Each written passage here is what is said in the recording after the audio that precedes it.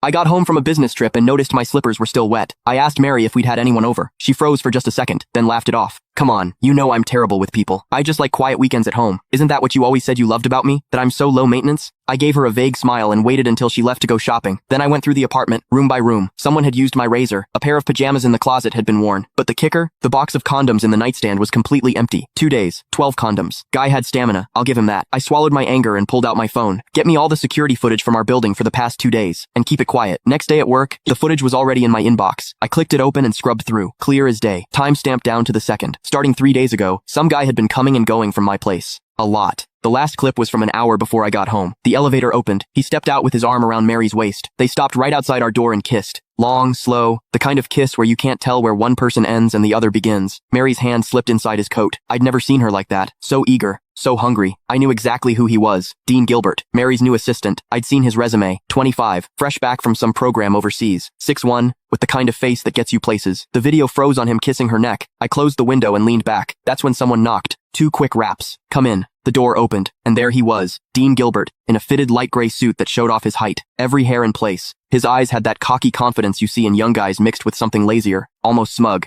He was holding a folder. Chairman Dickerson. His voice was all business. President Henson asked me to bring over the year-end bonus list for your signature. He walked to my desk and set the folder down. No small talk. Didn't leave. Just stood there, waiting. Perfect posture. But his eyes drifted past me to the bookshelf like this was just some boring errand. I looked up at him. He didn't flinch. He even smiled, a smile that was hard to read. Normally, when Mary sent stuff like this or had her secretary bring it, I'd glance at the total and sign. She handled HR and finance. I'd always given her free rein. But today, I picked up the folder, opened it. I went through page by page. Bonuses ranged from tens of thousands to a few $100,000, nothing unusual for this year. Then I hit the last page. My hand stopped. Next to Dean Gilbert's name was a long string of numbers. Year-end. Bonus. $1 million.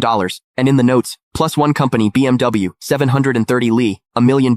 A BMW 7 Series, for an assistant who'd been here less than 6 months. I stared at that number for 2 seconds. Then I looked up. Dean was watching me. That little smile had gotten bigger, and there was something in his eyes, now impatience. Chairman Dickerson, is there a problem? His tone was still polite, but there was an edge, a push. Miss Henson is waiting to head out. He made sure to emphasize those last words. I picked up my Mont Blanc pen and uncapped it. The tip hovered over the signature line. Didn't touch down. Mr. Gilbert, you've been with the company about 5 months now, right? My voice gave nothing away. 1 week shy of 5 months. Quick answer. Smooth. I said nothing. I signed. Thank you, Chairman Dickerson. He took the folder back, flipped to check my signature, then closed it. And right as he turned to leave, I caught it. Click the link in my bio to get the full story for free.